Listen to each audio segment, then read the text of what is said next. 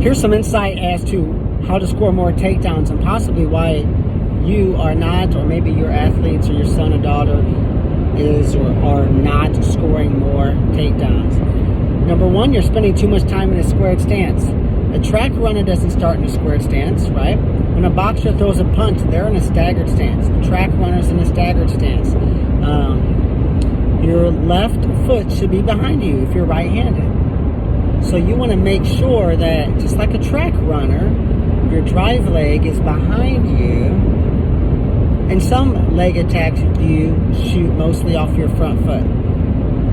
But either way, you still should be in a staggered stance. 1 foot forward, 1 foot back.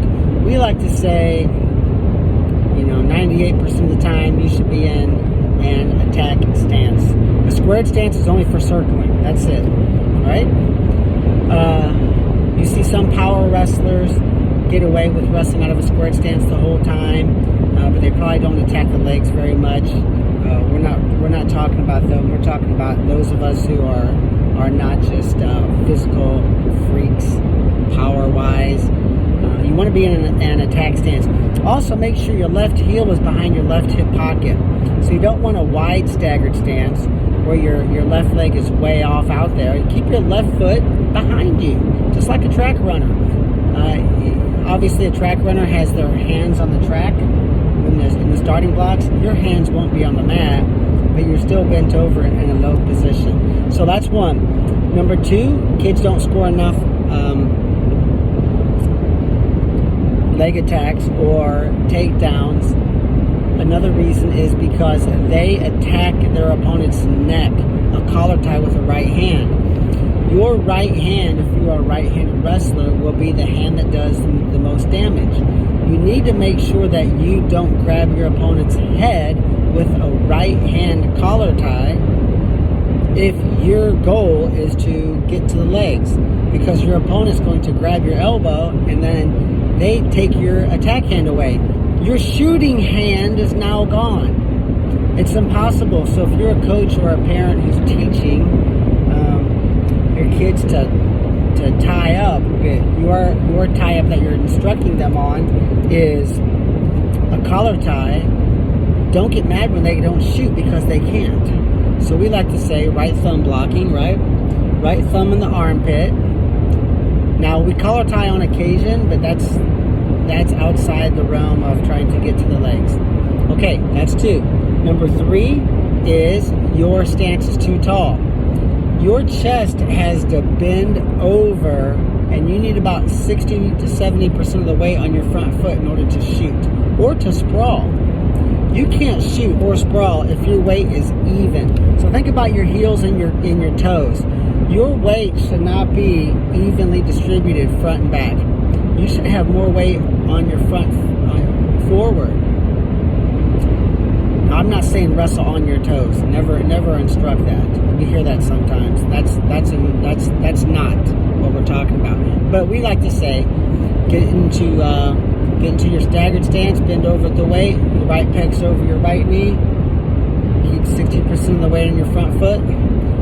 So now when the opportunity comes to attack, and it's not going to be there very long, you need to be ready to strike. Just like when a snake is ready to strike a rat, the rat's not going to be around long. He needs to be in a attack position, ready for when the opportunity presents itself. So do you as a wrestler. So make sure that you don't wrestle with your chest too tall. Make sure you're bending over at the waist and that you keep a little bit more weight on your front foot than you do your back foot. Now you're in a striking position, ready to attack. The last thing, number four, moving too much. A lot of times we move right before the attack opens up. Some people like to yell, move your feet, right? It's kind of like back in the old westerns, and they would just shoot the ground, right, with their revolvers, and they would make the drunk guy at the bar dance. Like, dance, Forrest, dance. Well, I've seen people yell, move your feet, and they just start moving, right? And I know when I wrestled at Oklahoma State years ago, even some of our coaches used to tell us to move our feet more. Well, it kind of screwed some of us up. maybe I was just stupid, which that certainly could be the case. But I think it's best to have your mind focused on get the legs. When I'm trying to get your legs, I will move my feet accordingly. I will move my feet according to accomplishing that goal. So just to randomly say, start moving your feet around, if my opponent's backing up, I'm going to cautiously move my feet forward. If they're circling one way or the other, different. If they're trying to push me out of bounds, now I would move my feet to a squared stance and I will circle. So I'm going to move my feet accordingly. I'm not going to think about moving my feet.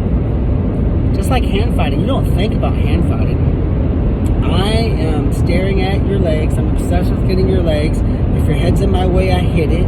If your wrist is in my way, I move it, I grab it, I pull it, all right? I might push and snap. If you grab my neck with a collar tie, I'm going to circle and pass, and I'm going to start moving my feet to you. We call it chase the legs. So, obviously, if I'm just trying to get your legs, my feet will move themselves. My hands will fight your stance and your hands and arms that are in my way without even thinking about it. Now there is some, as far as hand fighting, there is some tactics, right? We call it, we are scientific about everything. Everything is a system. Push, pull, hit, pick, post, pass, fake. The 7 attacks that will get you to the legs. We practice all of those, and our kids master all of those. And then we string a couple of them together. So we might have 2 or 3 together. I might fake, pass, push, and score. There's fake, pass, and I push. There's 3 setups put together. We call that dynamic wrestling. That's what you're trying to shoot for, right? We really get into that at our summer camps. But having said that, yes, so the hand fighting is a skill, and it's a move. There's 7 hand fighting moves, you could say. But pretending our kids already know those and they're skilled, then we just say, hey, hold your position, get to his legs.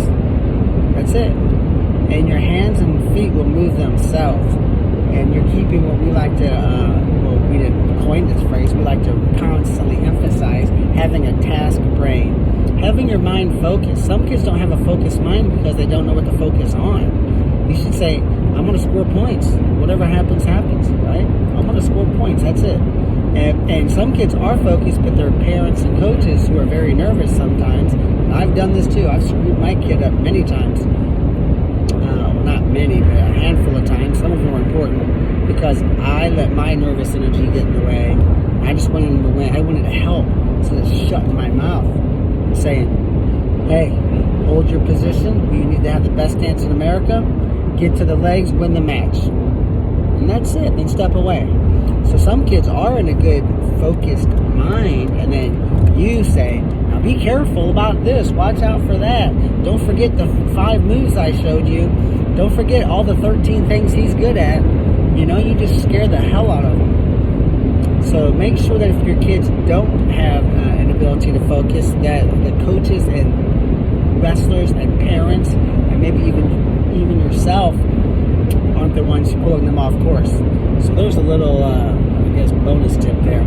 But there you go. Make sure you're in an attack stance. Make sure you don't collar tie with your right hand if you want to be a shooter, right? Make sure you don't. Make sure you keep your weight forward. And make sure you don't move so much. One more. A left-footed stance. I would say, I'm estimating here, but it's estimating on 20 years of being a full-time wrestling coach. This is my only job. For the past, just started year number 21. It's about 1 out of every 30 wrestlers who I see in my academy or at clinics or at our summer camps, which are held in St. Louis, Missouri at our own training center. We have an overnight training center there. 120 beds, 5,000 square foot of mat, kitchen, you name it. 30 miles from St. Louis. I see this constantly. 1 out of every, I would say 30 times. 1 out of every 30 kids. Left foot forward.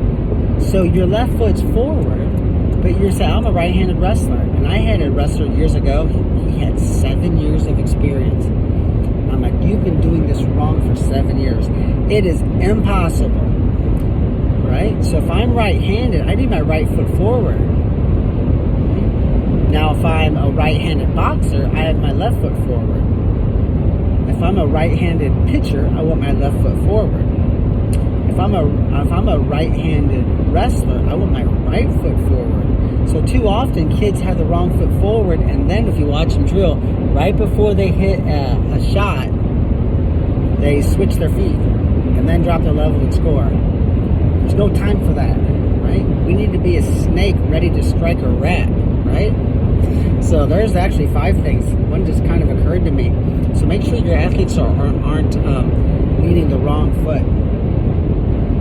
Check us out at our YouTube channel. There's 800 videos there. Also, PurlerWrestling.com. If you had interest in more training opportunities, we pretty much do it all. Otherwise, I hope this video was helpful to you guys. Good luck.